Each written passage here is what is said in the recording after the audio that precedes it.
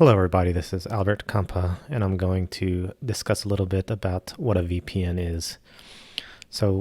I've heard a lot of ads on podcasts about VPN security and how it protects you from hackers gaining access to your sensitive data, to your credit card numbers, to your data that's on your computers, and it protects you while you're on the internet. It protects you from hackers. And some of what I'm hearing is a little bit not fully correct. So let's go into this. Now let's look at what a VPN looks like in real life. So you may have seen these types of things, drawings where it shows you on your computer. It could even be a device connecting to a VPN, and you're protected in this little tunnel here. And this tunnel protects you from hackers trying to break in, from corporations trying to spy on what you're doing on the internet, from the government trying to spy.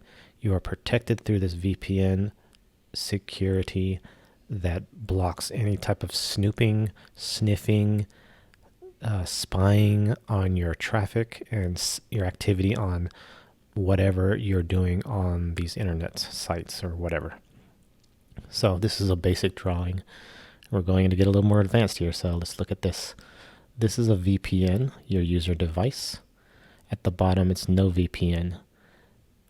You're unlocked, you're unsecure going to your internet service provider, which is like Comcast or Spectrum or Google Fiber, whatever you have going out to the internet. When you have a VPN, your client, which sometimes is on your user device itself, so this diagram is not fully correct. Sometimes you connect to a client, such as a router, but a lot of times you connect to your VPN, such as Cisco Anywhere, which is on your device. So from your device is where you're actually encrypted, and it's green, and you're protected to your internet service provider, such as Comcast, Spectrum, what have you, going out to the provider of your VPN server, and that's where the encryption ends. And then from there, your internet traffic is not secured out to whatever website you're going to. A lot of times people connect to the VPN so that they can have their VPN server in a different country and to bypass geolocation. Say if you want to watch a soccer game in England and it's only the geolocation blocking is for everyone except England, so you want to get a VPN to connect to a server in England, so it'll look as if you're from England watching the EPL on in England, and you get access to the websites. That's just demonstrated right here. So this is a little bit more complicated. So your ISP can't gain access, you're tunneled in, you're protected, hackers can't gain access, your secure tunnel is going all the way through. Maybe you connect to a VPN that's a US location, and so you can avoid geolocation. Maybe you need USA services, European services, Asia, Australia. Some VPN services allow you to connect to different regions of the world, and of course there's limitations on speed. Sometimes if it's a further location. So that is essentially a VPN. So does it truly prevent you from hackers, corporations, the government, things like that? Where does this VPN end? We already talked about where it started. I mentioned it could start exactly on your device, and that's perfect. That's the very beginning of all your internet activity, and that's where you want your VPN. That's the most secure place to have your VPN client on your actual device. It's protected from there, and it's protected all the way till the VPN server. So does that really block things? Now let's look at how you can get hacked. Phishing emails. An email gets sent to you, a fake email that looks real. You click on the link, you get hacked. You might click on a link that says, we need to update your credit card information on Amazon. You say, oh, it looks legit. Amazon logo, everything. You type in your credit card. It's not legit. They just got your credit card number. Now, does a VPN protect you from that? No, it doesn't. You just entered your information through that secured tunnel onto the fake website, and your information got stolen by a hacker. So VPN didn't help you there. Data breaches. Data breaches are when a company you use your credit card number with gets hacked, and their database gets hacked. Their database of all your credit card information, personal information, email address gets stolen. This happens plenty. And when it does, hackers gain access to your information. Does a VPN protect you against that? No, it doesn't. They don't hack your little tunnel.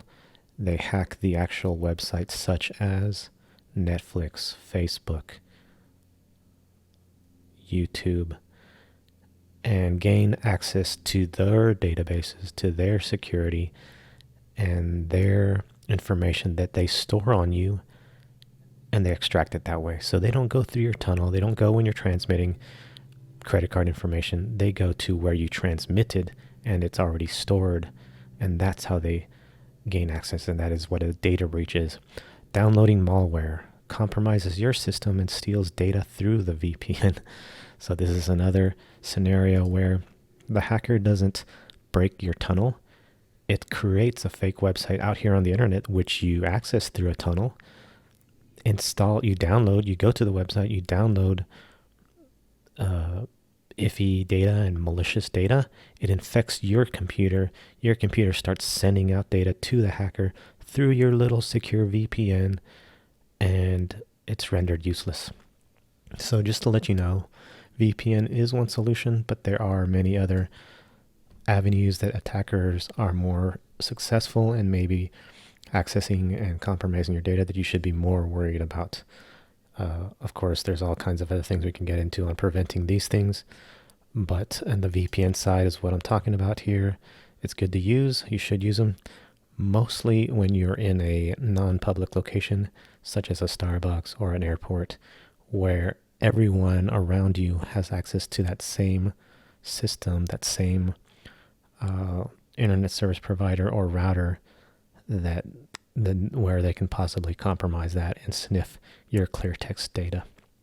If you're at home and it's secured Wi-Fi at home, only your neighbors are the risk points. If your neighbor's a hacker, you might want to use a VPN always at home, but you're a little bit better secured. And if you don't care about your ISP spying on your web activity or the government, then you don't need to use a VPN there as well. VPNs are still good though for certain situations, but I'm just clarifying that for all these situations, they may not be ideal. It's not a one-shot thing like everything in security, just like antivirus and all that other stuff. So thanks for tuning in. Check you guys later.